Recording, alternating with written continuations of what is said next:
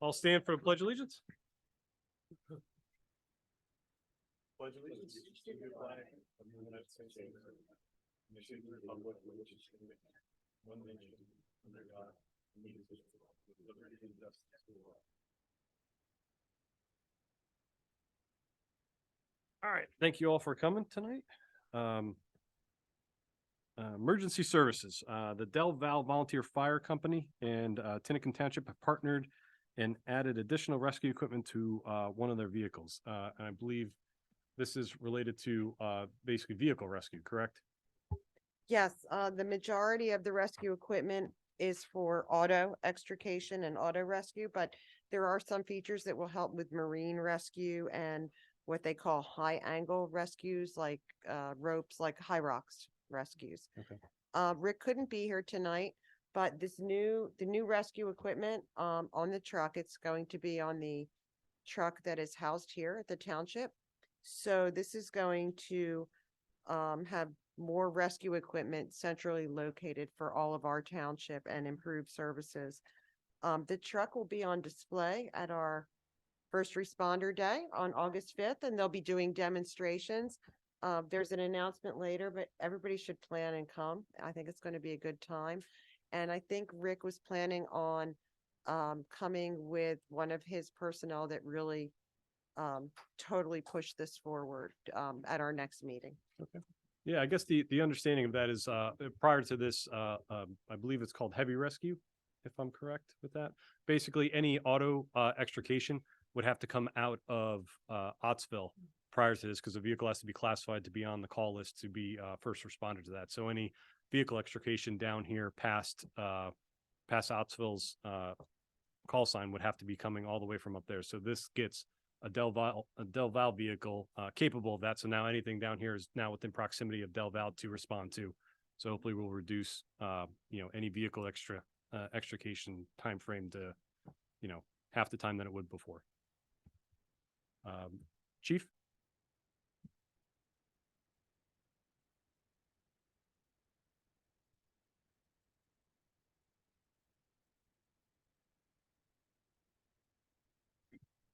Good evening. You know what? There we go. Tinicum Township Police Department reported 235 incident reports for the month of June. 93 were for service, 33 were crime or investigative, including 1 theft, 1 fraud, and 1 DUI arrest. 90 were for traffic, 5 for court, and 14 for training. We had 2 reportable traffic accidents in June. One was a single vehicle that drove off the road to avoid striking a deer on Hollowhorn Road, and the other was a tractor trailer that became disabled after backing down the roadway. Over the last 5 years, we've had an average of 2.6 reportable traffic accidents for June. Chief, out of the 90 traffic incidents that you had, can you give us an idea of what they were and where in the township, if there was a trend?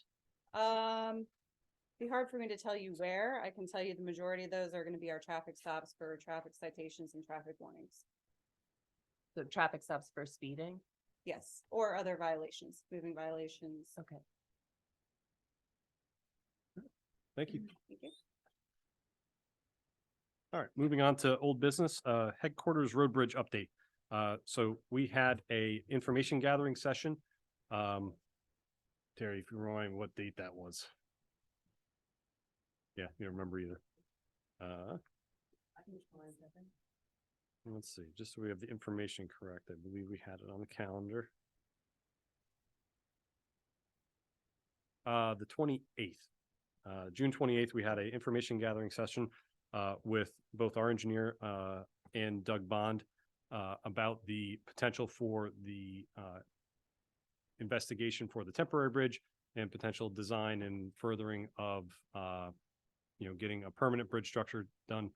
So at this point through that meeting, we've got Doug Bond now doing some more investigation, going to do a geotech report to investigate the structure and the load bearing capacity of the rock underneath the existing abutments, which will give us information for both a potential design for a permanent reconstruction and or information regarding piers that would be needed for a temporary bridge structure.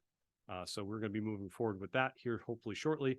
And once we have that information, we'll be able to move forward with some more furthering designs of both angles. Richard, Eleanor, anything else to add to that? I think she went with Kathy.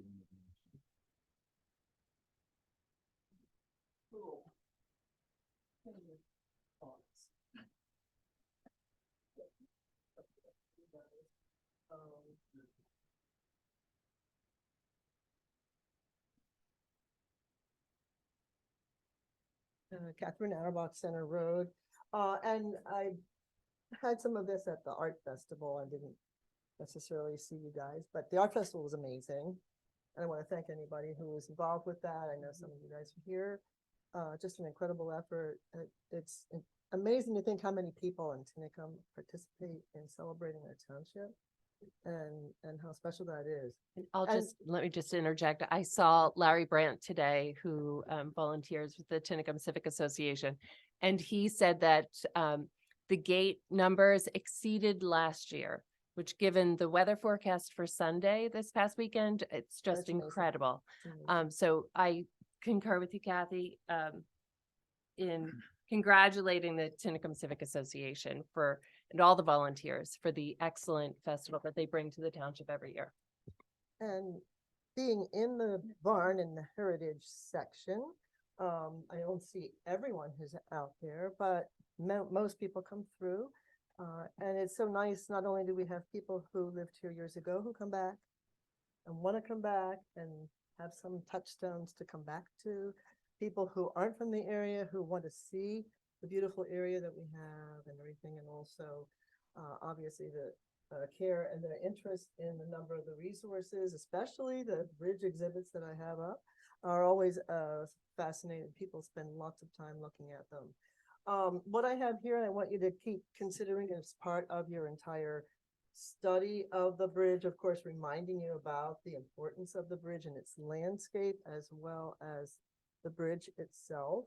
And in just studying it, I'm finding that it's more and more that this is probably the oldest intact heritage landscape, not just in Tinicum, but maybe Upper Bucks and maybe elsewhere. Like the bridge is almost the newest thing in the landscape as far as how the patterns were set, the road path, the house, the fencing, the fields and everything. That's all what we see would be recognized by someone 200 years ago.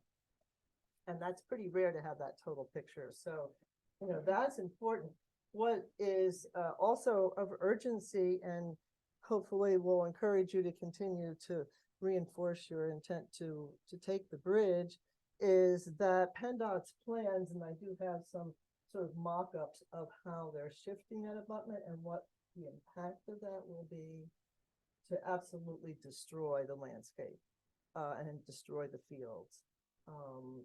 So I have some images down there. I sent you a PowerPoint that had some of those enlargements, but it's like once you see and you see how much and see the way the water works through there and how it will absolutely devastate everything is frightening, and it's imperative to take that idea, that program away from PennDOT, and whatever we do will hold the landscape and hopefully not put anything in.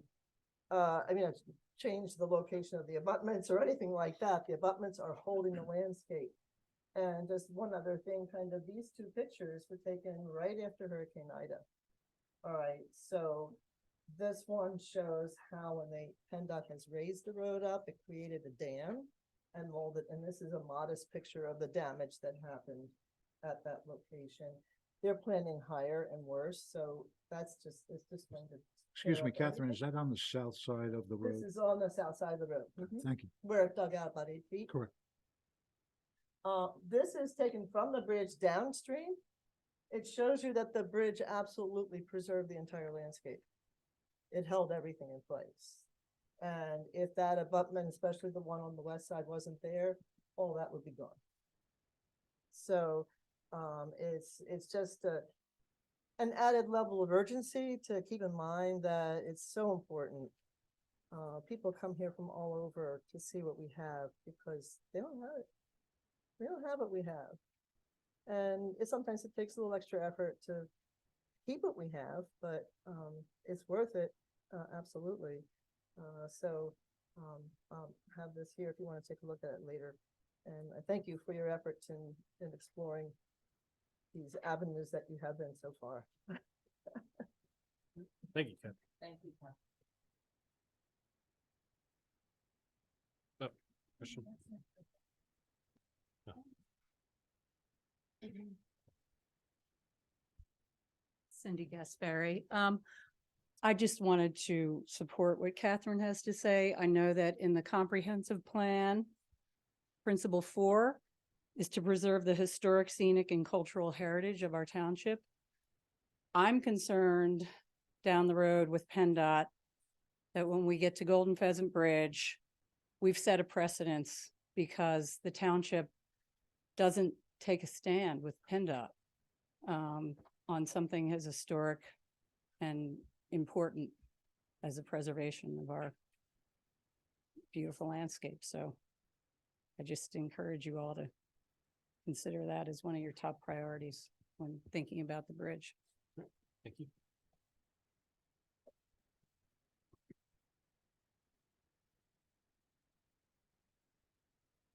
Anita Nolan, resident. I guess my question is, first of all, with all these studies, et cetera, that are happening now, is the township responsible, or have they been paying for any that's happened up till now, or any of these upcoming things? It's all being paid for by the Wood Tiger Fund, is that right? Yes, all been through donations. The one that that funds the river keepers Yes. and, private foundation funding, registered lobbyists. As far as the bridge goes, while it's all well and good to talk about, taking the bridge, et cetera, I'd like to know if the township is going to figure out how much it's going to cost per resident, or per household, I guess, property owner, to fund this if we end up taking back the bridge. And I have to be honest, the Giggle Hill Bridge, I believe, we were promised that funding would be made for the maintenance of that, which never happened. So I would be very concerned about accepting on a promise. But I would like to know how much it's going to cost per household for the bridge if we take it. Go ahead. So, first of all, for the Gaggle Hill Bridge, on the, Sheeple side, there was funding, given for maintenance. It was a minor amount and smaller than Then reports. promised, yeah. Than reports of original promise. I think I was not around at that point, but Mhm. we did get some, I believe, $20,000. $50,000 is what we've had, for maintenance. We did not pay for that when they be built. At this point in time, at least my position is, we're going through these investigations because we've been given the money to do so. So that's great. We could continue down both paths at this point in time. I would not be in favor of the township spending any money on doing this bridge. So I would be Okay. hoping that we would have funding from somewhere to And be will able. it will be guaranteed sitting in your bank account before we take ownership or anything, because it didn't come through in the past. That's my concern. Yep, escrow or bag of money. Okay, thank you. And Anita, we're very early in the process still.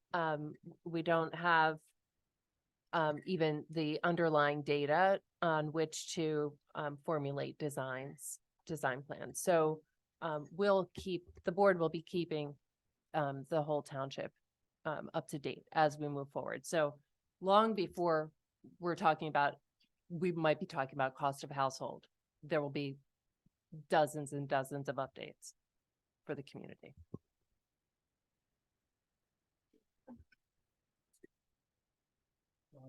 Vladimir Salomon, Headquarters Road.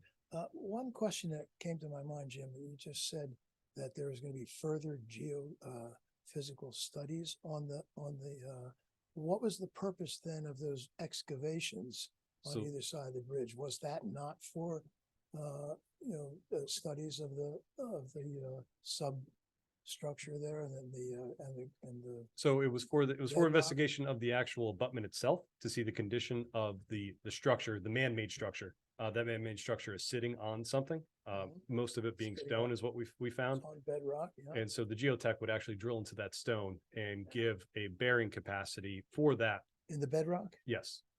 The standard practice for any structural investigation for any structure to be built, building, pole, anything that needs to have a foundation built, you need to know, first of all, what the ground below it will hold, and that dictates the size of the foundation and how big and how much weight you could put on that. So to be able to understand what the current bridge would be able to hold in its state, we have to understand what's underneath it. We also need that information if we were going to design a support for a temporary structure. We need to know how big to make that structure, and to know that we need to know what's going to sit on. So it'll be, a So you're standard. you're gonna duplicate that excavation then? No, it will be a drill. It will be a small, geoprobe drill. They're usually about 4 inches. They'll drill down into the bedrock, get a core. That core is then sent to a geologist and a geotechnical specialist. They'll look at that and be able to determine what the bearing capacity of that structure below, that the structures would sit on will be.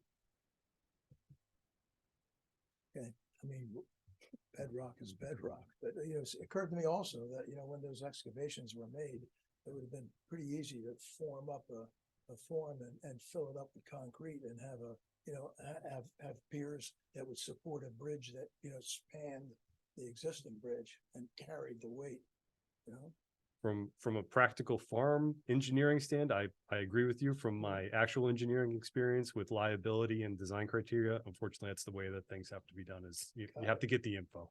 Okay. And shale is different than granite, if you would agree with that. Oh, certainly. So that's sort of the reason why they have to, the people who do not live here need to know what's there to be able to design appropriately.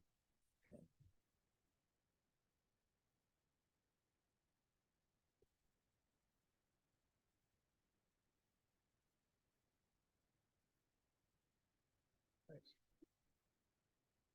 Anybody else?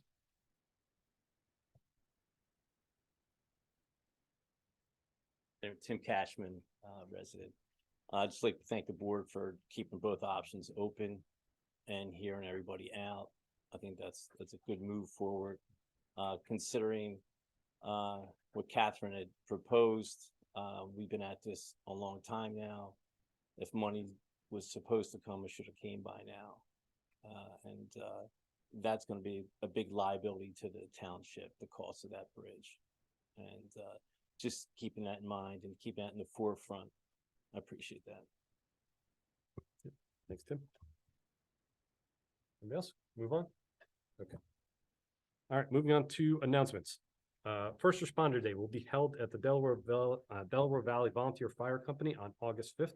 There's going to be music, food, drinks, ice cream, fire, and police demonstrations, and a dunk tank. Please come out and meet and support our first responders and have a great time with us. Chief, anything to add? No? What's the time, Chief? Do you know? Is it 1 to 5? That's what I thought.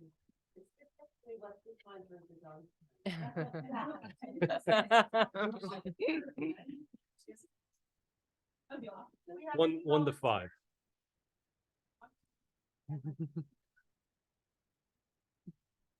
Jim, do you need to mention that we're tabling these? Oh, I probably should. Thanks. Sorry, back to old business. Sewage management amendment. Are we moving forward with that, or are we still waiting for PC review on that? Okay. If I can tell you, it's in your pocket. I had done it, hold on a second. I'll make it easy.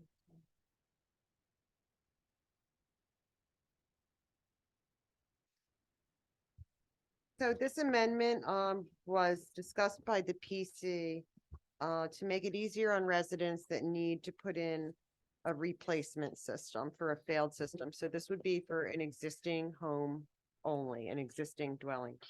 And so our previous ordinance said if you put in a replacement system, you had to reserve a whole nother area for yet another replacement. So this is an amendment. The PC suggested the language, which I can either read or just sum up. They also talked about some language to clarify, specifically Carl and I. The old ordinance called a replacement system a repair system, where making it really clear with people. Repair is fixing what's already there. Replacement is a new system. So there was that, and there is also a reminder of an in clarification language, not a change in the ordinance, that no matter what, even if you're just repairing a line, you still need the health department permit. So if you need to just repair a component of your system, you still require a health department permit, but not township.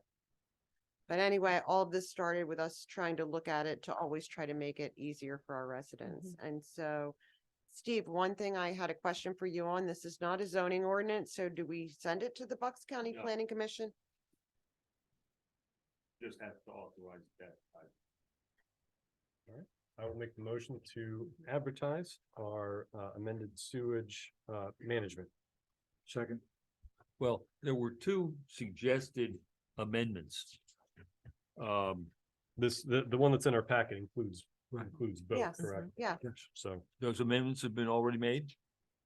No, we have to put them in the ordinance. That's what the PC is suggesting. So if the board wants to move forward, it's advertising this as. written. advertising the amendments, yes.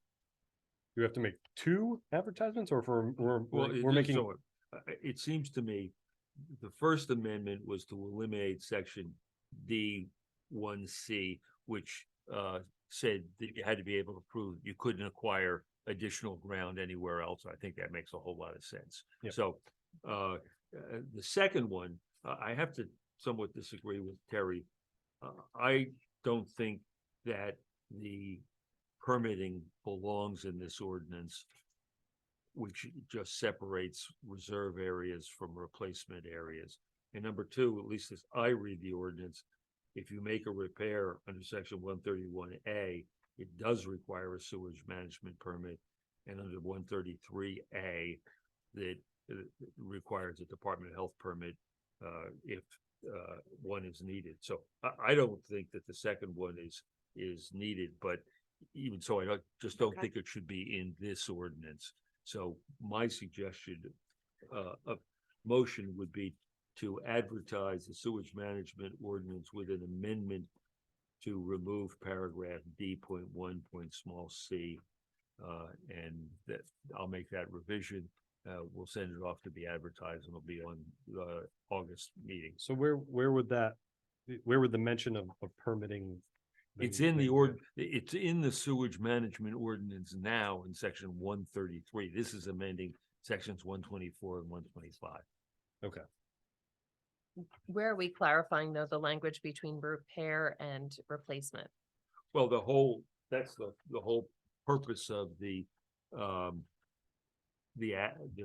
ordinance.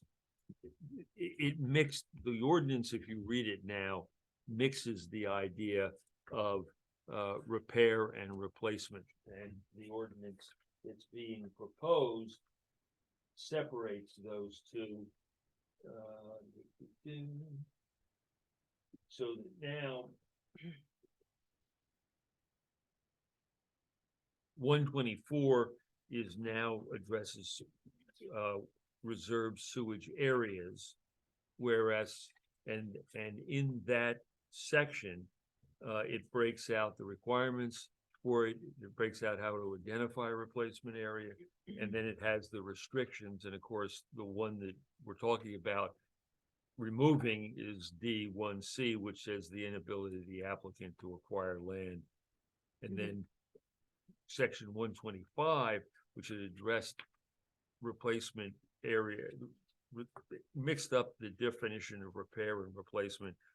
We're repealing that. So that it's all now in one section dealing with when you need a reserve sewage area and when you don't. And the main, as Terry explained, the main revision, other than clarifying the language, is to eliminate the requirement of a separate reserve area for a replacement system.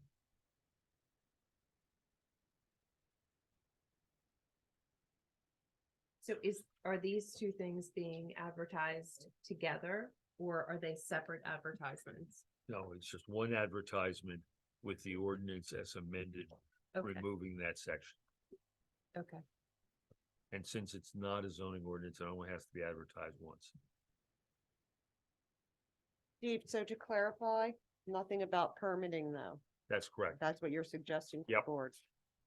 Because this is, the permitting section, as I said, it's in 131 and 133. It just doesn't belong in the definition of replacement, a reserve area.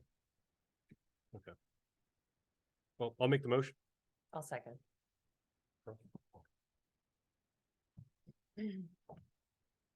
Carl Ruthart, Center Road. I'm on the planning commission.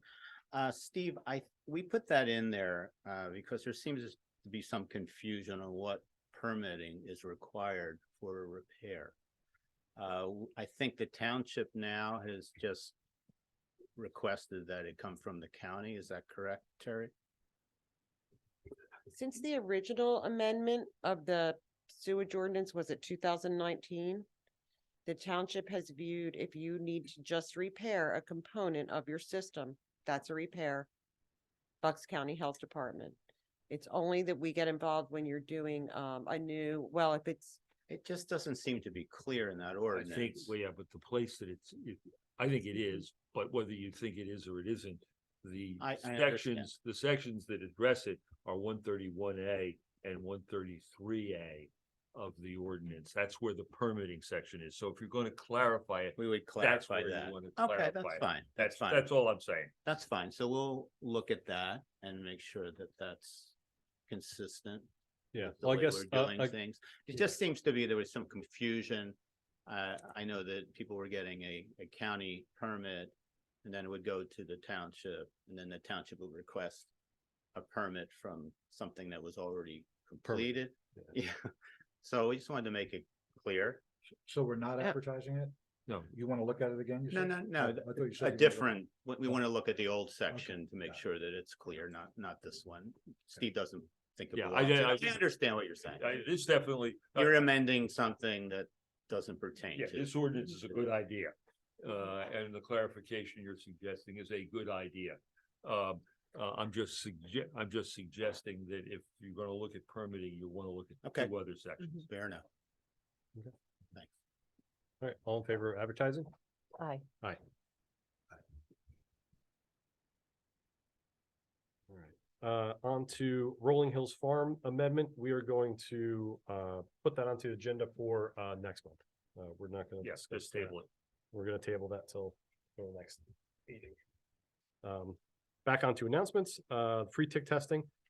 Senator Coleman's office has announced that they are working with the state health department to assist residents for testing for tick-borne illnesses. If you find a tick, you can remove it, replace it in a sealed bag together with a lab slip. If you go to www.ticklab.org or go to our website, we have a link to that information. They'll test a tick for you until you've had any potential diseases in it. On the new business, Christopher Young Stormwater Management Agreement. That's Or table. that's a property next to Rolling Hill, but it's actually a separate property. And it's our standard stormwater facility management agreement. I request a motion to sign it. It's been signed by the Youngs, and we should have the original here at the township.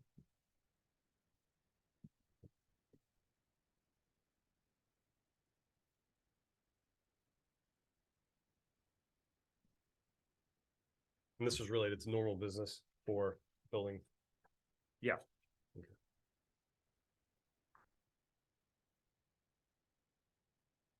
So I'll make the motion for approval of the stormwater management and maintenance and monitoring agreement for the Youngs. Second. Second. Questions, comments? So with regard to paragraph 6 and the monitoring, if the township doesn't actually do maintenance inspections, why do we include this in these agreements? Because it gives the township the right to do it if they want. And has been the practice for the previous however many we've done. I mean, I will say that this is, I understand what you're saying. You know, why do we have a section in here that says, talks about the township inspecting it on a regular basis. I've done so many of these for so many different townships, and that's a standard procedure. And it's so that if a problem develops, then the township can go in and inspect and monitor. 90% of these things, run just perfect. There aren't problems, but occasionally you get into a situation where nobody's taking care of the thing, and Yeah. the township has to go in and actually monitors it for a couple of years to get the landowner to get it operating again properly. And so The then only this would, reason it's there. this agreement would give us the right to go there, to do that inspection. Well, I think we could establish that right in an agreement with language that doesn't suggest that we're doing, something more than addressing problems as they arise. So you're talking about a second agreement? No, Well, I'm that's just fine. talking about, I think paragraph 6, it, in reality, based on the practice of the township and according to what Mr. Harris is saying, the practice of most townships, it doesn't mean anything. It just Well, that's gives not the true. township the right Gives us to the right to do. Yeah, but we that means we something. could create the right. We could replace paragraph 6 with the paragraph that says the township shall have the right to enter and inspect when they deem it necessary, instead of, at the representations here, we, at least once every year, we can confirm it's vegetated. We go and inspect every 3 years after every huge storm, we inspect. No, this is the landowners who's supposed to do that. What's not happening, see, it's the landowner, his heirs will perform maintenance in accordance with the maintenance schedule. But there's no requirement that the Okay. landowner provide for example, an annual report to the township saying, yeah, I did that. Yeah, I did, do the investigation every 3 years, and I did go out after every 100-year storm. Okay, And then in the next, it's actually paragraph 7, Hmm. where it goes on to say that in the event the landowner doesn't maintain it, then the township has the right to go in and maintain it and to charge the landowner mhm, for the cost of that. okay, I see that. Yeah. Back to paragraph 6, though. If we're not paying attention to whether the landowner does what they're agreeing to do, why are we including it in this? Because it is giving the it's saying to the landowner, you should do this in order to success. It's like pumping out your septic system every 3 years. Mhm. It's a good idea. And if you don't, you get into trouble. This is saying, look, this is what you ought to do. And if as a result of you're not doing that, your system starts to fail, the township's got the right to come in and say, fix it. And if you don't fix it, we're gonna fix it and charge you the cost. So it's really more of an instruction to the landowner to say, this is best practice. You'll also find that in our sewage maintenance agreements, there's Right. a huge maintenance section at the end. It's the same thing. Mhm. It says, landowner, you will do all these things, but the township doesn't require that the landowner provide an annual statement, for example, that it has done that.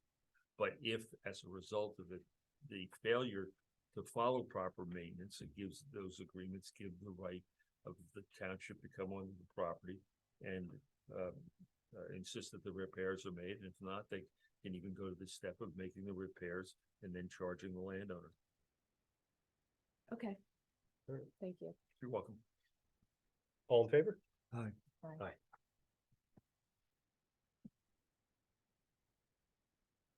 On to the next item, Heritage Conservancy in consideration of request for Tinicum Township support of the creation of a Bucks County agricultural program.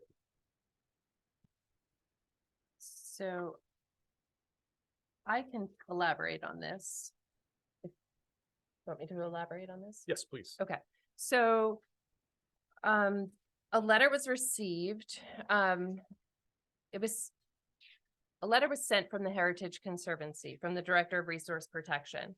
The letter is dated May 22nd of 23, And it was addressed to all three of us, but only one copy of the letter was sent. And it landed in my mailbox. And so when we, at the end of June, I discovered it and circulated copies to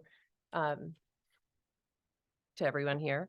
And it basically is a letter about an idea that this representative from the Heritage Conservancy came up with, where within the Bucks County Agricultural Land Preservation Program, it may be helpful if I back up. So the state has an agricultural land preservation program, and every year, every county can tell the state how much money it's allocating for ag land preservation for that coming year. And then the state will match that money 100%. So dollar for dollar, they get the state match. The way the law is written, and the way the state ag board functions, what I've learned is that municipalities can also dedicate money for ag land preservation. And in fact, in Northampton County, there are a half a dozen or so municipalities who do that and participate in conjunction with the Northampton County Ag Land Preservation Program. When a municipality pledges money for this program, it only will go to preservation of agricultural lands within that municipality. So for Bucks County, individuals who want to preserve their land through the ag program, they apply to the county, and then the county will rank their property every year based on a number of factors once they're deemed to be eligible based on size. But one of the factors is quality of soils. And there are some regions in Upper Bucks where they have high quality soils, and you could probably speak much more knowledgeably than I on this point. I'll just wrap up what I'm going to say and then you can jump in. Okay. And in other municipalities, the soils don't, they're good enough to qualify as agricultural soils, but they don't rank super high. So every year when the county does its ranking of properties who've applied for ag land preservation through the county, they get ranked. And Tinicum has had a property on the on this list, the county's list, since 2008. And it's because we can't beat our neighboring municipalities who may have better soil.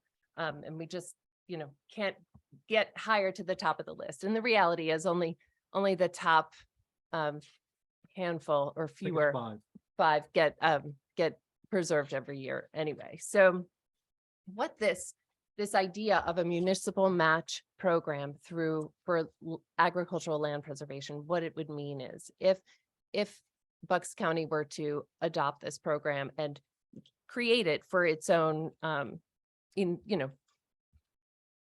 structure it in a way that is suitable for Bucks County, it wouldn't have to mirror what Northampton County is doing. It would mean that municipalities could pluck out from the order of the ranking parcels that are on this list and conserve them with the dollar per dollar match from the state ag program that would go to the municipal allocation. The money doesn't have to be spent first. It wouldn't have to be kind of set aside and never be able to be recovered. The way Northampton County does it, it's pretty flexible. So I reached out to, I still had a lot of questions. So I reached out to the woman who sent the letter, and I had a meeting with her on Zoom at the end of last week, and I had invited Luke Sorensen to join, and I sent the link also to everyone here. And we had a nice conversation with her. It's in its early stages, but the bottom line is she sent the letter that she sent to us to about 10 other municipalities in Bucks County. And it's simply, so this municipal match program, it doesn't exist now in Bucks County. So this letter is simply a question to the municipalities. Are you interested in this? And if the answer is yes, then they'll take it to Bucks County officials and committees and kind of, offer up the idea. And if it is embraced, then they would form a committee to really hash out how this program would work in Bucks County. So far, Bedminster, West Rock Hill, Plumstead, Nockamixon, and Springfield have all responded to her that they are interested in the creation of this program if the county is receptive. So I think that is the question before us. Okay, so I never got a call from Christine Kearns, because she's the one who sent the letter, is that correct? Yes, And she was also in the ag program or in the county preservation program before she took a job with them. that's She what never you, returned my call. that's what you told us. 3 calls, never returned the call. Hold on. I found out about the meeting at the 2:00 one earlier that day. Mhm. Wasn't gonna be around the area. It was gonna be somewhere else. So I couldn't participate in that. So what I did was the next day, I went to the Bucks County Planning Commission's offices, that's where the agricultural people are. Met with John Ives, the Director of Agricultural Land Preservation. Mhm. And he said he has no information about it. He heard about it, and it was really from Center County. Center County has one too, but That's what's referenced in this letter that you had given us. right, but Christine learned about it originally from Well, I didn't Northampton talk to County. her, so I don't know. All I have is this. Yeah.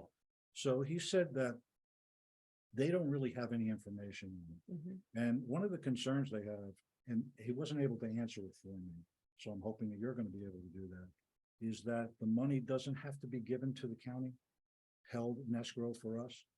It doesn't have to be. That's my understanding, but I He don't, doesn't think so. don't He know. thought, he wasn't sure.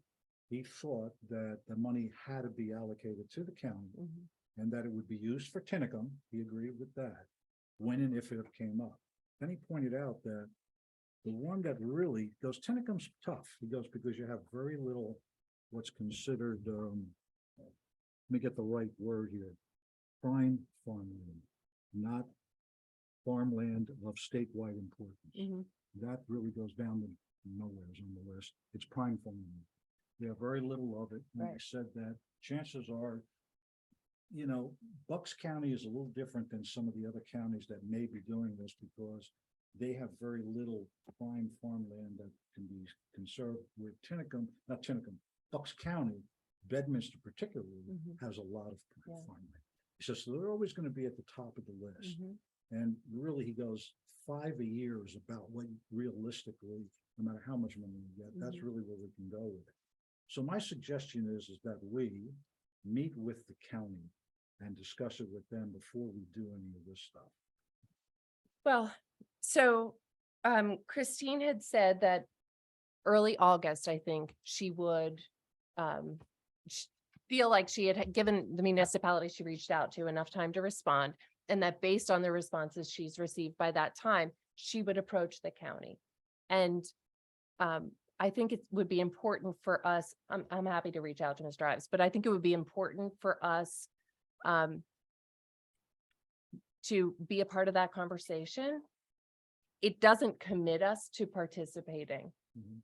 But I think if we don't indicate that we would at least support the idea, Why can't we meet with the county before that?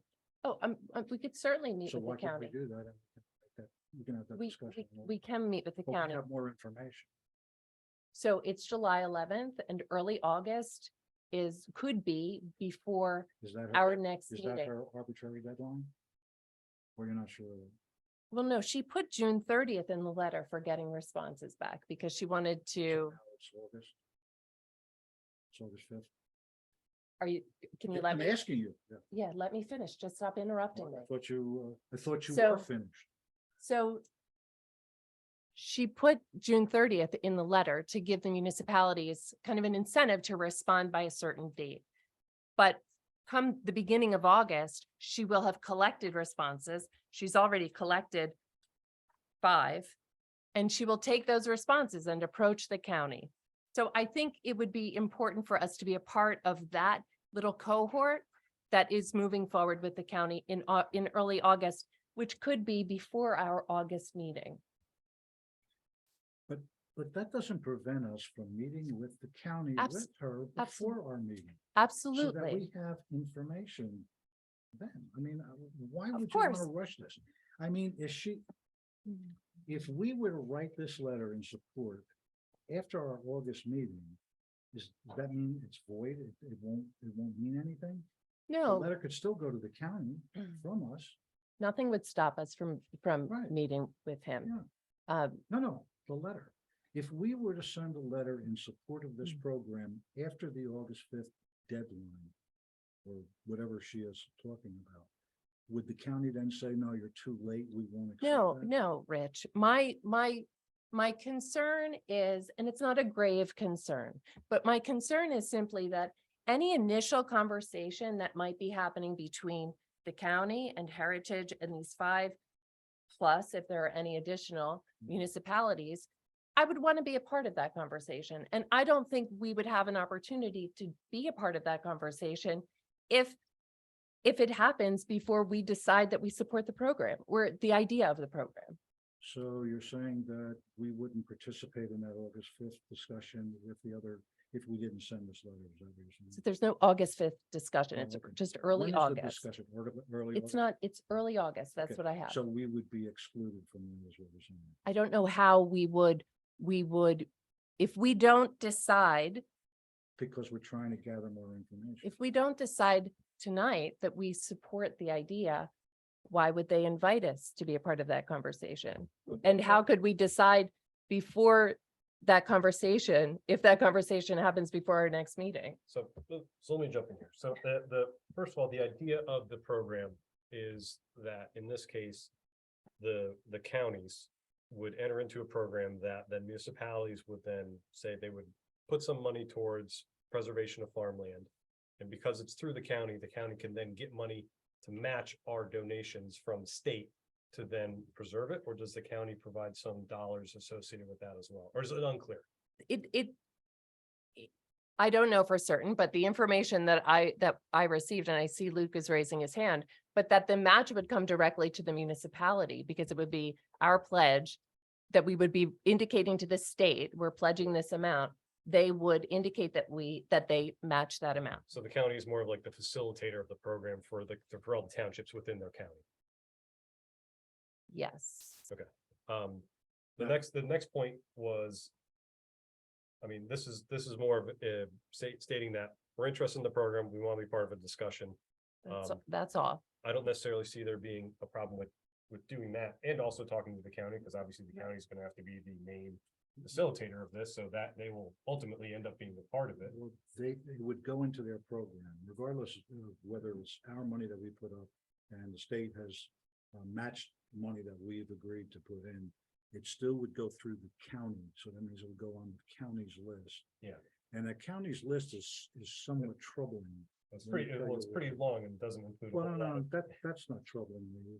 What's troubling me is that the only property that's on here is from 2008, is number 40 on the list, which is next to last, but it's in a floodway. I mean, how in the world would we want to spend any money in a floodway where it's going to stay that way forever? So- Sure, I follow. So I'm not saying that we should run and jump into this so that we could preserve that particular property. I just see it as an opportunity to conserve additional land with additional money that we would be getting from the Yeah. state. And I believe that there are other eligible properties in the township that aren't on this list because the property owners know that we don't rank that high when it comes to the quality of soils and that we're not going to get in the top 5. So why bother? But they still might be really valuable properties that the township would like to see conserved. It would just be another pathway to achieving that. No, So- Go ahead. just one quick question. This is for Steve, and this is hypothetical. I mean, if a program like this existed, would our land preservation money potentially be able to be used for something of this nature, or is it its own thing? I believe it's its own thing. Okay. However, it's been a while since I've looked back at that bond issue to see what monies whether or not, I haven't seen the letter you're talking about, so I have no idea what, this is the first time. Well, I guess, heard of I guess it would be if we were But using it in B, conjunction with some other funding But agency. B, you know, I would have to pull out the bond. If it was being used for and not look at our it. program, it probably is not. Steve, allowed. I almost believe that we probably could use money that's in our land preservation program to donate or put money up for the farmland. It's still preservation. Well, it might be. I just would not want to offer an opinion on it just on. That's why without I'd having like to gone get back more and looked information. at it. Well, I think part of getting more information, I mean, legitimately would be to express interest and be part of whatever conversations they have. And also as a parallel, talk to the county themselves about what they think and possibly also maybe reach out to counties that currently actually operate one of these programs. Would probably also be and possibly one of the townships that use it. It seems to me like it might be if we could possibly use our land pres money. And if this was a program that matched in some way, shape or form funds, is the only way for us to extend our money potentially. Only for farm, remember. Yeah, only for farmland farm. that would meet whatever requirements that would be part of this, or, potentially, maybe offer more dollars for something that, potentially should be worth more, because I know the counties, This might be farmland. interesting to look at, because this is prime farmland. yeah, there's not a whole lot here. There's not a whole. Yep. So, But is this only for prime farmland, or does it fall within other?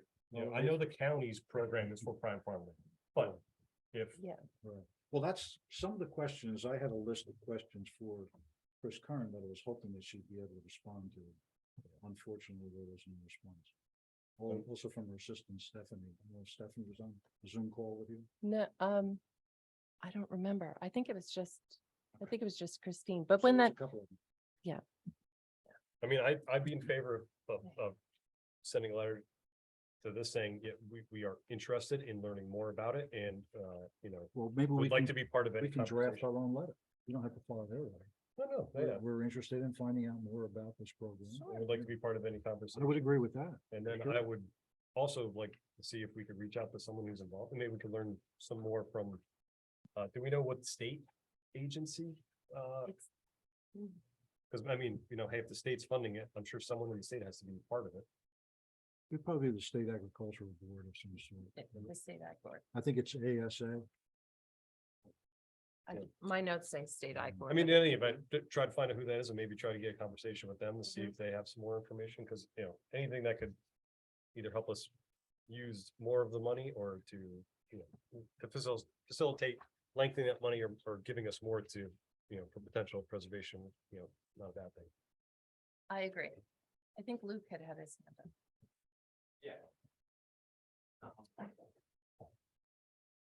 Luke Sorensen, resident. I had sat in on the call as well, and I just wanted to express my opinion, which is that I think it's absolutely something that we should really consider pursuing for the exact reasons that we don't have high quality soils. The process that was described that is used in other counties is essentially subverts the scoring process, because if there's a match from municipality, the state will give funding for that match directly. And if we earmark money, we would be able to essentially choose a property and have state match money for that property. We would not go through the scoring process that the county uses. That's their scoring process. So we would be able to say we had a partner on a property that we knew would meet the minimum state criteria, which, so you guys know, the minimum state criteria is that the property needs to have 50% soils of capability 1 through 4. So 4, if you want to think of it in layman's term, 4 is going to be a hayfield, right? Anything 4 or above 4 isn't even going to support hay, right? 1, 2, 3, 1 and 2, you'll see corn. 3, you'll see soybeans, that type of thing. So we have a lot of property that is capability 1 through 4.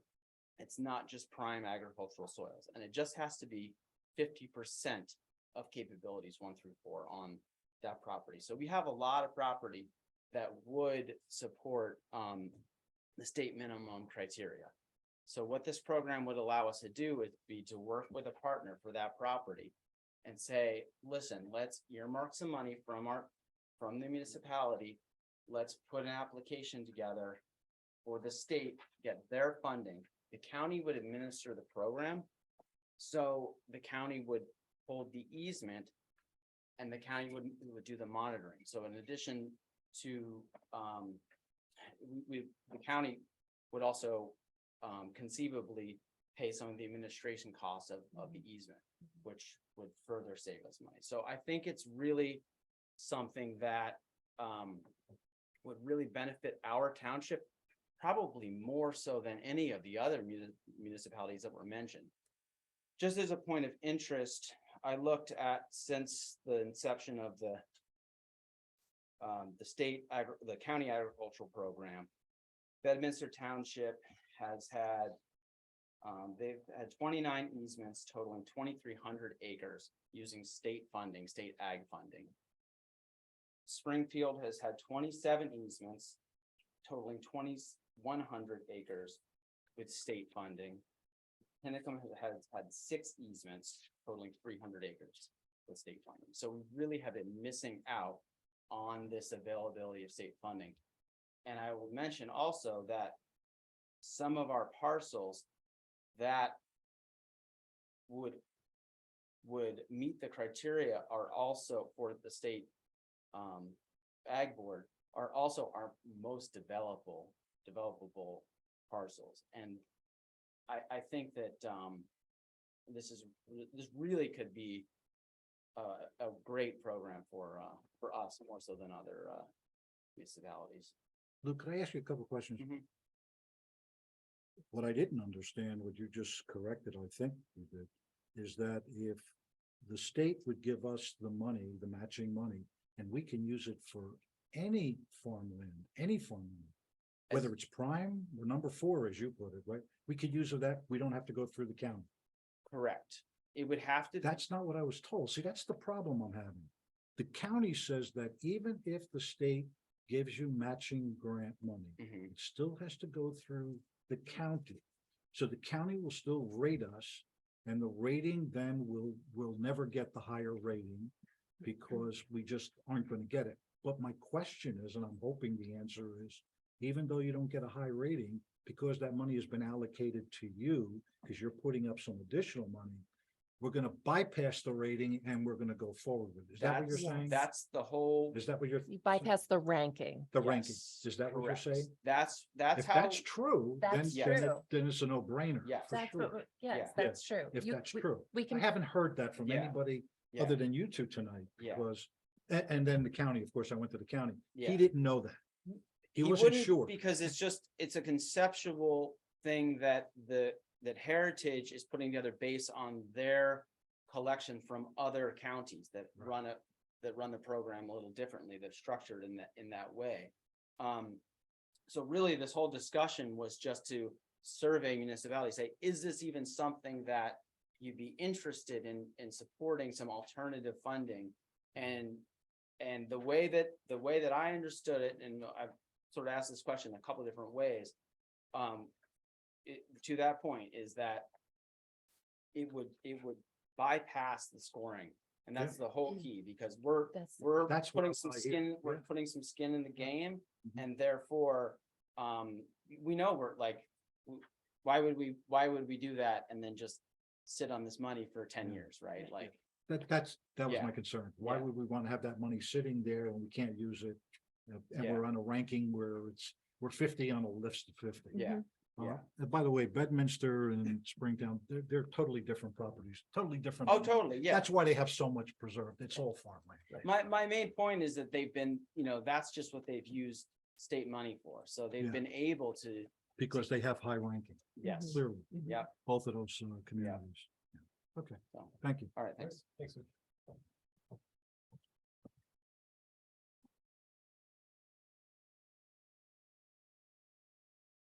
Anita Nolan again. I guess my question is, does the state have basically limitless funds for this?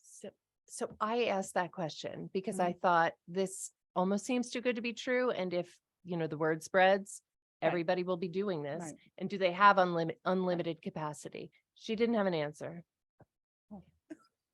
She didn't know. Okay, But, all right. but right now, there is enough funding Okay, to, because my concern would be, not that it would impact us negatively if we went to the meeting and listened to what they had to say, Mhm. but, okay, we say, yes, we want to preserve money, we're gonna put up money, and then Bucks County says, well, the state's giving us X dollars, and like, you still don't get it, Tinicum Township, because we only have so much for the whole county, and we have all these other people who want it for Springfield or Yeah, those whatever. questions have to be So- answered later.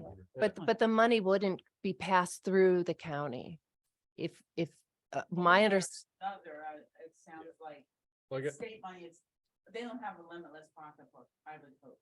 but True, you never know. true. Yeah. Okay, so we're gonna draft some sort of letter similar to this, saying that we Letter we of want interest. more information. Letter of interest, want to be part of the conversations. Right, okay, fine. I I'll- can, I'll make- change the draft letter. Okay, You want to? we need a motion? Do we need a motion? I don't know, do we?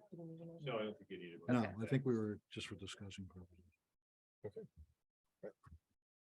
On to the next item, consideration of draft zoning ordinance amendment to the cryptocurrency uses.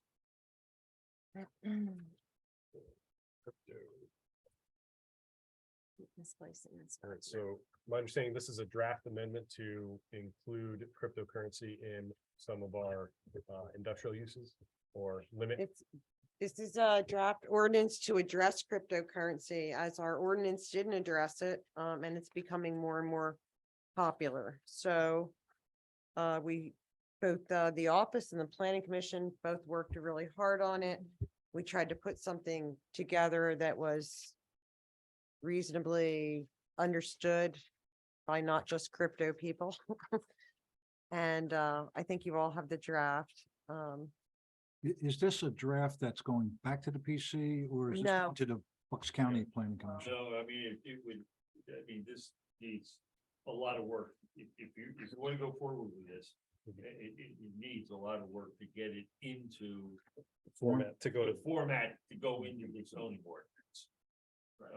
So the question I think the sort of the more basic question is this something that the township wants to get, wants to regulate cryptocurrency mining operations? If it is, then, you know, I'll go to work and get it put into the format that it would need to be, for the purpose of putting into the zoning ordinance. I think it's a good idea, but I got a question. Is cryptocurrency considered farming? Because I hear these words crypto farming, and not only mining, but crypto, it's not farming, is that correct? No. Cannot fall Any under more than it is agricultural in any way? mining. It doesn't fall under agricultural in any way, right? Oh, and the proposal here is put it in the PI. Which it basically is an industrial action. Especially with the power usage. So I guess that, the question is that if you, generally agree with it, do you want to authorize Mr. Harris to work on it? Get it in a good format, and then we'll talk about the You're next. making that motion? I'll make that motion. A second? All in favor? Aye. And then we could talk about sending it to the Bucks County Planning Commission next week. On to the next item. It's related to me, Agricultural Security District application. Me and my wife have, at 42 Hollowhorn Road, have put an application, to be reviewed by the Tinicum Township Planning Commission during their meeting of August 22nd. Hearing will be held on September 5th during, regularly scheduled supervisors meeting to accept public comment and propose modifications by other landowners in the Ag Security District and to consider acceptance of these requests. So I Well, guess it's a little more complicated. I didn't realize that this was where it was, but the first step of this piece is the first step is to put an advertisement in the Intel, giving all of the people, all of the surrounding municipalities and all of the people that are currently in the agricultural district notice that this is, that there's a request for your property to be put into the district, and it gives them an opportunity to object. Now, I can't imagine why anybody would want to object, but that's what the ag security law says. In addition, the township has to post your land conspicuously in at least 5 different locations. So, although you haven't had an opportunity. Might run out of road frontage. Yeah, although you haven't had an opportunity, I have a resolution to authorize an advertisement to give notice that there's an application to amend the township's agricultural security area to admit your property and to post the property in 5 conspicuous places within, adjacent, or near the lands proposed to be added to the security area, and that they've got anybody who wants to complain or support it has 15 days from the date of the advertisement to do that. When that 15 days is over, it then goes to the planning commission and the township and the county planning commission for their review and recommendation. Then it comes back and has to be advertised again. And it may or may not make September the 5th. I mean, it may turn out to be the second meeting in September because you have to get those reports back and that sort of thing. So I would request a motion to authorize a resolution to advertise and post the Helms property, indicating that it's I knew that question. So- interested, that there's been an Does application it also go filed. to the planning commission, Steve? Pardon? Does it also go to the planning Yeah, commission? You have to wait for the 15, you have to advertise it and post it. Right. You wait for 15 days, then it goes to the Bucks County Planning Commission and the Township Planning Commission for their They don't have to recommendation. come back to the board before it goes to the planning commission. That's correct. Got it. Thank you. I think I hear some questions on what is that? Yeah, so I guess, Steve, you could maybe go into a little bit more detail about the. Well, the ag security area, if you're a member of if your property's in the agricultural security area, you are not subject to agricultural nuisance ordinances and agriculture and nuisance suits and that sort of thing. It's a way of recognizing that a property it is being used for or can be used for agriculture and therefore is not subject to nuisance litigation and that sort of thing. Now, it also is a requirement if you want to sell an agricultural conservation easement on the property, then you have to be in the agricultural security area. And I don't mean to embarrass you, but is that part of your attention? And the reason I ask is because the question is whether you're going to vote on this or not. If it's going to financially benefit you, then you've got a potential conflict of interest, then you need to recuse yourself. If you're just going into the program because you're looking to be protected from these kinds of things and you want to support agriculture in Tinicum, I don't see any monetary benefit to you, so I wouldn't think in those circumstances you would have a conflict of interest and you could vote on it. Do not have any interest in preservation because they don't have enough land to make that happen. So it's just for the purposes of protecting, the ability to farm without being. Okay, well, I don't think under those circumstances that you have a quote conflict of interest. And I If was you want to was vote, planning to recuse myself anyways. well, just you for the can do purpose that. of It's my. You can property, do, so, you can do that too. One other note on that. If, like was mentioned, it is a prerequisite for the ag program. You can also do a donation through the Bucks County Ag Program. The minimum acreage is only 10 acres. So you would be eligible for a donated agricultural easement and you could get a tax deduction for a conservation easement, just as a point of interest. I do have So- a very, very tiny amount of So- private farmland according to our map. Maybe 0.25 acres. The other question that I'm wondering is if we, through this process, as we're opening this up and we're submitting some paperwork to the county to get our ASA expanded, if it would behoove us to if there's any other properties that we would want to do at the same time, so that we're not repeating the process. Like I know of at least one person that has mentioned to me that's something that they were interested in. So I'm just wondering if there's any, You're talking about the security, yes, the security Okay, area. got it. Yeah. probably makes sense. So, yeah, I'm yeah. wondering if like, just in the paperwork, because it's one ASA for the township, right? So I would presume that when we're doing a application, we could add multiple parcels at one time. It may either streamline the paperwork rather than having to come back a month later and do the whole So, thing. so, we could advertise. so what are we suggesting? right. That we're advertising several? We can advertise for several? You could, Yeah. I mean, if you had, just to use a number, if you had 3 properties that were interested, you could put them all in the same Okay, ad. but I thought Jim had to do a lot of work already, didn't he? So no, well, actually, it's Not a the, whole lot of actually, No, I it's, thought there was it's actually- applications that you had to send no, out. no, it's actually Steve in the office that have to do the work. But anyway, no. So let me to answer Luke first. Go ahead. We've had it done both ways in the past, okay? It's another one of those things where when we receive an application, we have deadlines that we need to meet for hearings. In the past, and I've been here a long time, we've had to have people in a group got their neighbors to do it with them. And in that case, we did, yes, it was a separate piece of paper, but we did it all as one app. Yeah. So it's gone both ways, and yes, we can do more, but when somebody does a submission, we can't really make them wait. Yeah, no, Do you have somebody in mind? I mean, someone had mentioned to me about a month ago that they got some goats and they were interested in. Well, I know somebody else too, so if you Yeah. can put that together. Yeah, Might yeah. might as well include it. Yeah, it looks like it's been a while since we've actually adjusted or anyone's been added. It's Schmidt been was since last. 2017, yes, Yeah. Mark Schmidt. Okay, well, All I'll right, tell we them should do that. to And then- check, yeah. If we can talk, because I know somebody else who wants to. come. Yeah, let's. And I for do once, think- it's not- I yeah. do think, you can find all of this on the Bucks County website, but I do think there is a minimum acreage Yeah. there for the ag 10, security. yeah. Yeah, I think it's 10, yeah. Okay, great. Thank you. Well, now, we're going ahead with Jim's, or we're table, okay.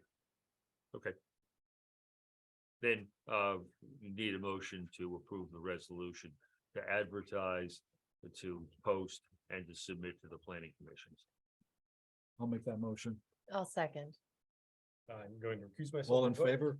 Indicate by What should we saying aye. do, Rich? Aye. Did you vote? I said aye. You said aye, okay. All right, we're done. After the meeting, I'll get it. On to the next item, which is the speed and traffic study Oh, for yeah. dirt and gravel roads. I got a question for Nicole on that, because I happen to live on a dirt road or a gravel road. Those speed studies are pretty specific in terms of the number of residential units and bends and curves and hills and dales and all that kind of stuff. But a dirt, oh, yeah, if you can come up here, maybe you can hear me a little clearer.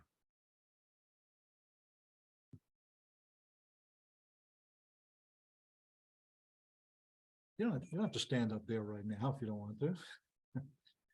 But dirt and gravel roads are unique in the sense that it's not only the speed, but it's the kicking up of stones and dust and dirt, especially in dry areas. Does that come into any kind of consideration when you're doing these studies? No. Steve, No, that could never be included? So then really it's really limited value, if you will. yeah, it does not address the issue of dust, of Stones. stones Yeah, being, yeah, no. Except I suppose in the sense that, the slower that somebody goes, the less those Well, things totally. happen, but if it's- that's not part of the If engineering it's not study. something that you can take into consideration, Is stopping distance part of that consideration on speed studies or not really? Other than sight distance, because I mean, with the gravel roads, that could, there is a ultimate impact to every vehicle with stopping distance. I think it comes into play with the sight distance. okay, well, I don't have answers then. I mean, mean, go ahead. So Luke has something. He does some investigation on this stuff. Talk about roads. Yeah, you know roads. Go ahead. We have, my understanding, we have two methods, right? We have 85th percentile and we have safe running speed, right? And they could be chosen as appropriate for the given road, right? So if you have someone who's trained to do a safe running speed, drive the road and do their plot at what that trained driver feels is an appropriate speed for that road, you can set the speed limit based on that safe running speed study. So what you're saying then, if I understand you correctly, on dirt and gravel roads throughout the township, that would probably be a reduced speed for a safe driving. So then that would be considered at that point. That can take Right, consideration. like say I'm a, Yeah. I'm a trained driver and I'm Right. driving that road and I plot my an average of my speeds every quarter mile, whatever the requirement is, right? And it comes out to 30 miles an hour. It's the same thing like we talked about in the past. You can set it 5 Yep, miles got an it. hour either way. But it's just not distances and views and all that stuff. It's That safe would- driving. That's one option. That's The one other option. is The way you can temper it further would be you take your safe running speed. And then you could say, yeah, but there's blind spots, Yeah, correct. and then you can go up to 10 under. If the road warrants, those, but that gets into a whole, like we've gone down this road before, a whole another set of studies for that. I would imagine if you did a safe running speed on the gravel road with a driver that's understanding that gravel is providing a different friction level, that you would not come up with a very high speed. I know, I mean, but that would be- who determines the safe driver? Nicole, are you aware of this at all? Well, when we did Sherman Road, we did both the, safe running speed and. Oh, so you know about the safe running speed. Yeah, we did both of those Okay. So if that's part of this question here, study, then there's two options here, right? Is that correct? If we're gonna continue conversation. transcripts need to be. Yeah. I would imagine it could be, like a public works or the police department. I would feel. Sorry, was there a question? So that is a possibility to do a safe running speed. I mean, when we did we said we did both for Sherman Road. Yeah, and they came up with the same speed. So my guess is that, But that was a paved road. yeah, but I Situation. think that you're still gonna come up with, because it's the average driver. So when you're taking that percentile from somebody driving by the speed machine as opposed to just one person driving it, you're gonna come up with a similar. No, speed. what Luke was saying, if I understood him correctly, is there's a designated safe driver is one option, I've right? Called safe running speed, and it Oh, just. so it could be a number of people. It could be Well, just anybody running on the road. no, Well, I guess it should be someone with some road experience. I mean, I think. May I- a police officer would- Hey, there's A probably- police officer. May I make a That's what we did suggestion? on Sherman. Yeah, is May that- I make a suggestion? Do you think we could reach out to LTAP and ask for his assistance? We could. Look, all I can tell you is that most people, not most, many people are tolerant and they drive a little slower for two reasons. Number one, they don't want the rocks hitting their car. That's one. The others, they're considerate of their neighbors and they don't want to create dust when they're out there mowing and doing whatever they're doing. But then there are the contractors who come to the township that just blow past there because they got to get to that property that they're going to service and go to the next one after that, and they're trying to make it time. And they're doing at least 50, probably 60, especially if it's on a straight run. Now, as far as my road goes, where's the enforcement? I mean, if you drop it down to 25, I mean, big deal. I mean, you're not gonna be sitting out there. Even with our methods of enforcement, it would be It'd be hard, difficult be to hard to do. put So lines down. if it's a lot of wasted money for something that can't even be enforced, then probably doesn't make a lot of sense. I think it would be challenging. According to the LTAP bulletin, The data may be collected by a municipal staff member. There you go. She runs too fast. The roadmaster, a street superintendent, a foreman, a police officer, or any other appointed public works personnel. Okay. So that's the answer. So if we just have one person doing the safe running speed, Yeah. that's not expensive to do. If that's the only criteria, I agree with that. I think that's fine. Well, yeah, we And have it- to and it see might be what good- the number It is. might be good to know that even though enforcement might be limited, but at least someone could then say to the folks that are racing there, and some may obey what we're asking, but they may slow down. Who the heck knows? I mean, I guess one practical consideration I guess I would have with regards to posting, say we were to do all of our dirt roads. Do we even have places where we could actually post our dirt roads? Well, they'd be the same as the regular roads, wouldn't they, Steve? Well, no, I'm like, as a practical matter, so on Ridge Valley Road, you Yeah. couldn't post probably half of that, or they'd be falling down the hill, or they definitely get ripped down by the plow. Isn't it the beginning and the both ends of the road? No, it's every, It's every It's distance. it's every so many feet. Well, Yeah, volunteer, we can put it yeah. on my thing. yeah, it's gotta be every Okay. certain amount of feet, and I don't remember what it I guess is off the just top as, of my just head. as a point that some of the roads might have a hard time of actually putting up signs Okay, anywhere. but that shouldn't excuse everything. Mhm. You No, still it should shouldn't. give them something. Just as a practicality matter. You want to try a test project? Is that an option here? I think so. Want to I do a mean, test project? Yeah. Sure, you don't have to do every road. No. Want to do a test one and see how that works out? What do you think?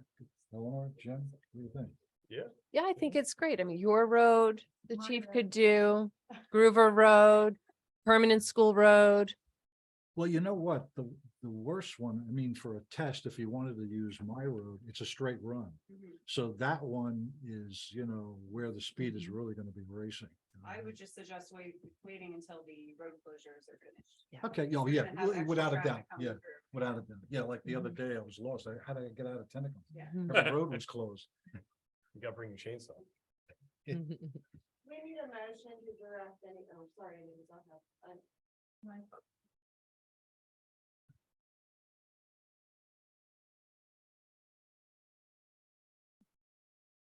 Anita Nolan again. I hate to break the bad news to you, but even the people at the top of Tancannon, like Tancannon, as slow as you have to go up that road, there's still so much dust. I mean, I don't Well, care. Dust. If dust is your problem. You still have dust. When Right. it's a real dry area. yeah, not Right, good. so I don't know that lowering the speed limit is gonna be a big help. Sorry. Well, we're gonna do a test. We'll see how it works out. Okay. So we gotta make a, Yeah, I think you ought to have a motion to do a test, the traffic study. How about we do a test study on the road as determined by the chief? Yeah, How's that? that's a good idea. make that motion. I'll second. All in favor? Aye. Aye. Aye. On the Park and Rec, is Terry here? He's not here. Okay, so I got, I- did we wanna, So we'll let him present it, or at the next meeting, or do we wanna? I could. Yeah, I mean, I could speak to it. Okay, so I guess this is Park and Rec, Terry Johnson, our chairperson, was looking to present a BYOG, a bring your own game nights at the Tinicum Community Park, I guess. Right, so the idea was simply to schedule a series of bring your own game nights at the Tinicum Township Community Park. It would obviously be a family-friendly event. It would really be geared towards children, but families would just bring whatever games that their children like to play. At a designated, a designated day of the week for a certain designated window of time. So for instance, Thursdays from 6 to 8 p.m. or Fridays from, I don't know, 5 to 7 p.m. or 6 to 8 p.m., whatever it is, but that's the idea. It wouldn't cost anything for the township to do this and, just to continue to do things to bring some more life to the park and more awareness within our community that our parks exist. And, have an opportunity to let the children meet each other if they don't already know each other through school. So it's really just a community building concept. Yeah, I'm glad to hear the Parks and Rec has some ideas. Again, with anything that doesn't, need any funds, that's. You need a motion for this? Do we need a motion for that? No, No, that's my it's an favorite. announcement. Okay, I guess, yeah, we could let him. we could turn on the lights. We put, Some of them. we put Terry on there to present and obviously he couldn't make it.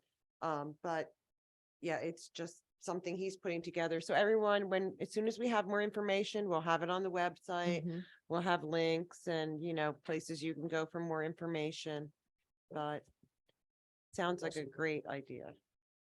All right, on the regular business, the minutes of June 6, 2023, I'll make a motion to approve as written. Second, All in favor? aye. The treasurer's report and budget recap, the May recap and treasurer's report are up. Payroll report, I'll make a motion for the period ending June 16th in the amount of $34,523.04 and June 30th in the amount of $42,947.29. Do I have a second? I'll second. All in favor? Aye. Disbursements. I'll make a motion to approve the disbursements as written. Second, Any questions on any of them? No questions. All in favor? Aye. Aye. Public Works, we sold, all right, we got the winning bid. So we had one of our old 1999 International truck that we had replaced with a new truck. We put it up for auction and a municipal bid, and we got a good buck for it. what do we get? The winning bidder that I'll need you to approve was for $20,325. That's a lot more than what we thought. we would get. That's correct. Yeah. That's correct. And apparently it had stopped and leveled off, but Municipal gives 2 minutes after every final bid to avoid sniping or whatever they call it. And it went for 20 minutes at $1,000. So. Yeah, it's good. So, the name for your motion to award the winning bid for, the name of the company was or the owner of the company, Humberto Guzman of Michigan. And, once you approve this and he does a certified check, he'll be picking it up. I'll make a motion Yeah. to accept the bid from Gary said. Humberto. Humberto Guzman, For the total of $20,325. $20,325. I'll second. All in favor? Aye. Aye. Now, Terry, just as a note, do we remember exactly how much did we spend on our new truck? Or our new to us truck? Well, it was 40,000, but then we did have some, frame repair, and actually we did take some equipment off. Yeah, So, Maybe we I spent- think maybe we the spent- total, if I'm remembering right, but you can't quote me on it, was 52,000. around 50. So we're getting 20 back, so we got a $32,000 truck that they all say is in great shape. So we got, yeah. Yeah. Excellent. A lot Right. different than 250,000. Thanks, Public Works and Doug for finding the truck. And Get for that up. doing all that work, they're so good at it. Awesome. All right, on to zoning. Zoning Hearing Board application ZHB 2023-02. Karen Giordano, Giordano. excuse me. Let's see, where are we at here? We are at the Planning Commission will review on 8/22. The Board of Supervisors will send to solicitor on, or decide if we're going to send solicitor on 9/5, and then the Zoning Hearing Board meeting is scheduled for 9/14. And this is one that we already approved to send to Yes. the PC. Yes, And they extended it because the PC was looking for some more information, correct? yes. Okay. Next is a conditional use application CU 2023-01. Michael Hessel. let's see, we're at the planning commission review, is, Oh, excuse me, Jim, you have to send that if you'd like the planning.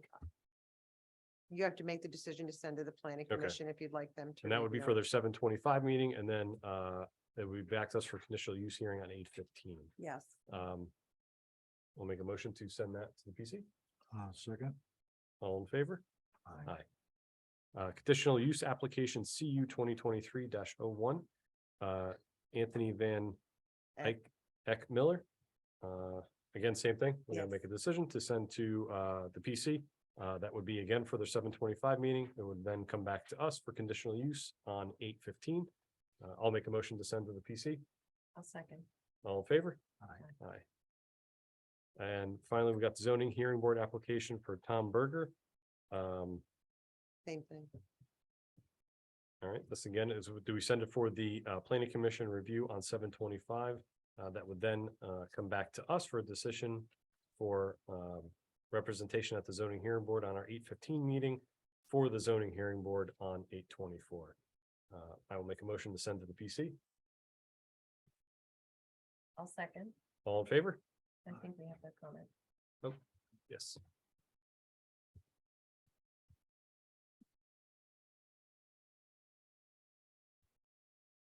Yeah, Catherine Arbach, 16 Center Road, and I forwarded to you a letter out of concern. I don't know if you had a chance to take a look at it.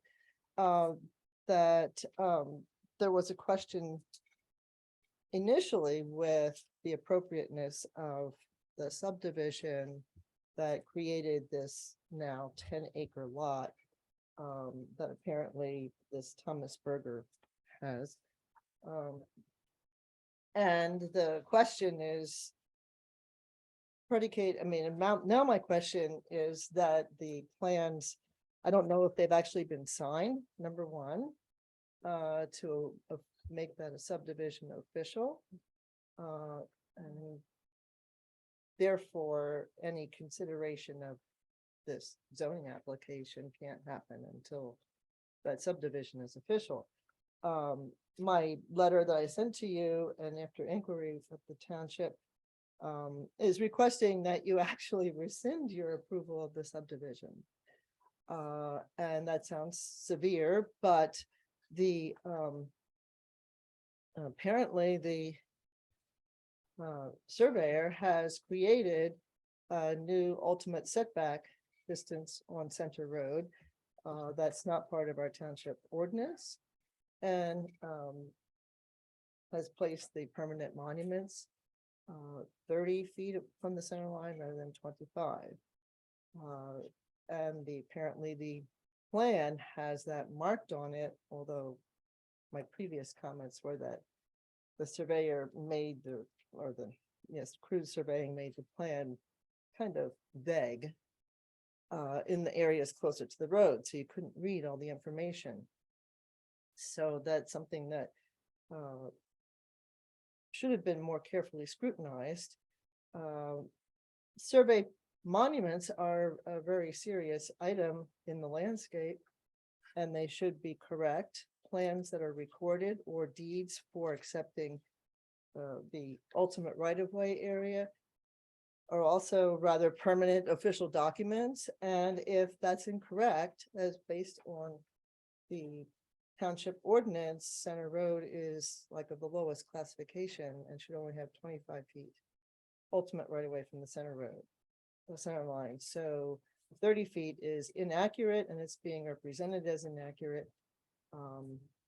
The subdivision application had inaccuracies all along in addition, and this is creating just another level of problem. But I would request that because that plan that you looked at is inaccurate, basically illegal because it's representing that it's what you have in your ordinance, and it's not, to my understanding and from the documents I've seen, that you have to rescind that approval of subdivision and remand it back for a total redo according to your ordinance and according to your guidelines and plans and the 25-foot setback.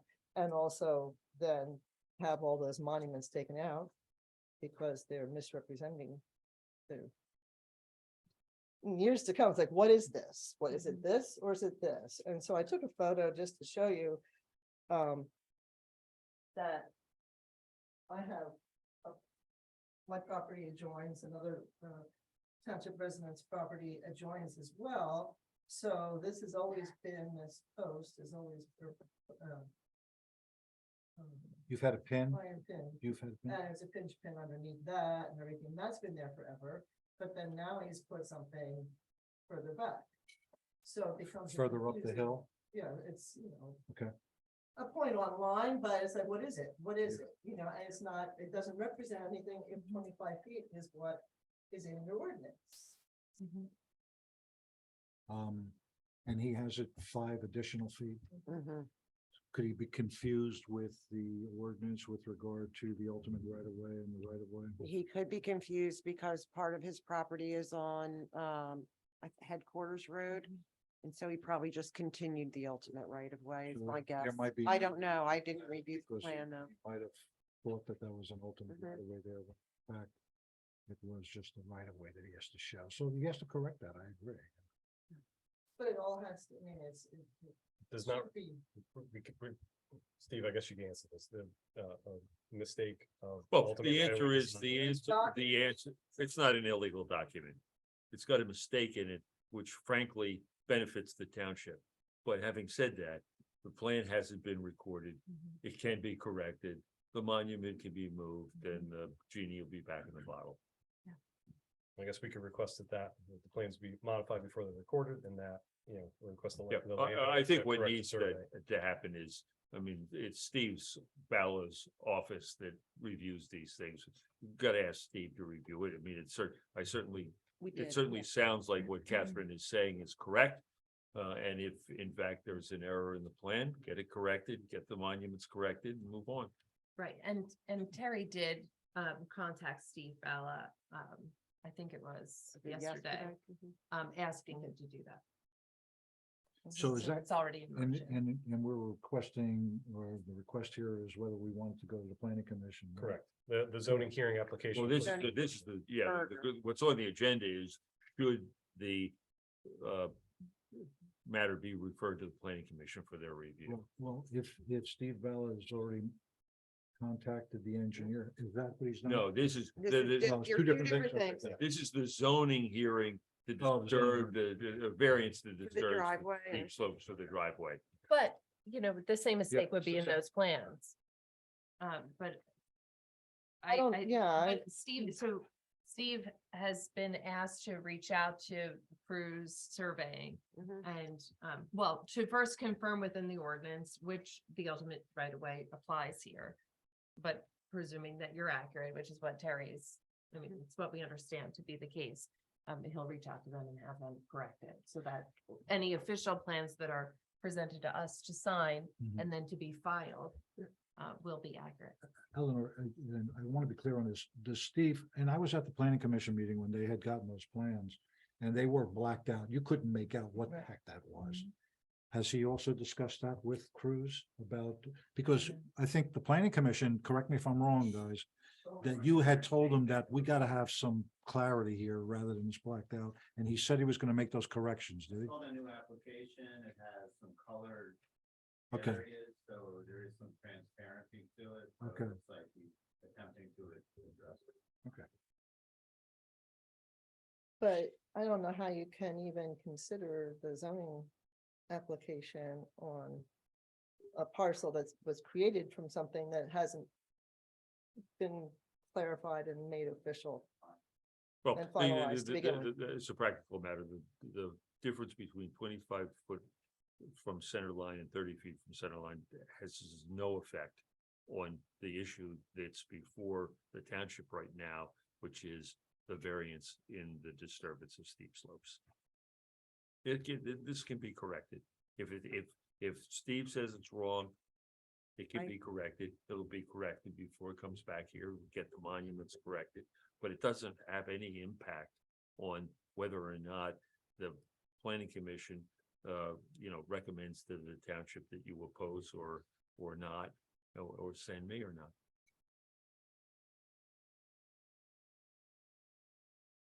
to me, it would seem that you'd want to have a corrected document that you're looking at. I think That's that all. there's no question, there's no question. And it that should the- be, everything should be correct. It- It can't be, You're 100%, you're 100% right, but, but from the, it be, before it can be recorded, if it's wrong, it's gotta be corrected.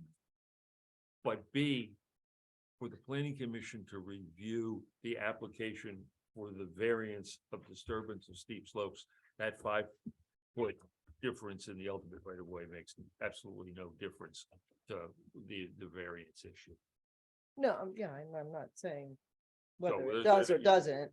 The validity, it's the matter that someone keeps applying, they had the wrong address, they had all kinds of, it was impossible to read. And so now we've got monuments being put in that are in the wrong location and so forth. And so it's like, this is just, it's got off on the wrong foot and it's continuing on the wrong foot. And it is not, information is not, what you're looking at is not accurate. So it shouldn't, how can you have reviews or approvals of something that's not accurate?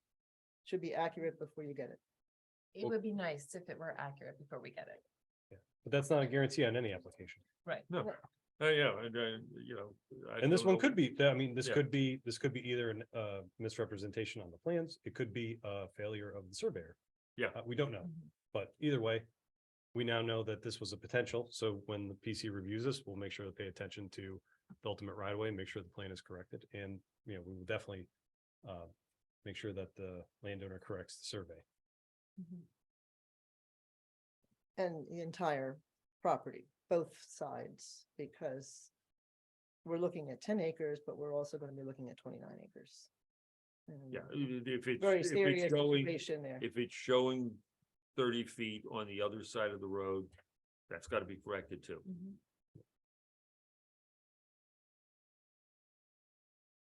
I guess that's, And thank you, Kathy, for bringing this to our attention. Yeah, well, it's going to be a very serious thing. Thank you. Here's your picture. Okay. Believe we had a motion. I think we had a second. Did we have a second? Oh, sending to the planning commission. Yeah. Sure. All in favor? Aye. Public comment session. Floor is public. Anything that's not on the agenda? Hi, I'm Sue Walsh, President of the Tinicum Civic Association, and I just want to thank the township and the community for their incredible support this weekend. We had record-breaking attendance at the Arts Festival on Saturday, and we broke a lot of records with making money for the White Elephant. I think almost everyone in this room either helped out or attended, and the generosity and the dedication of our community is just heartwarming and overwhelming. So I just wanted to make that part of the record. Sue, thank you for all you Yes. do to make that.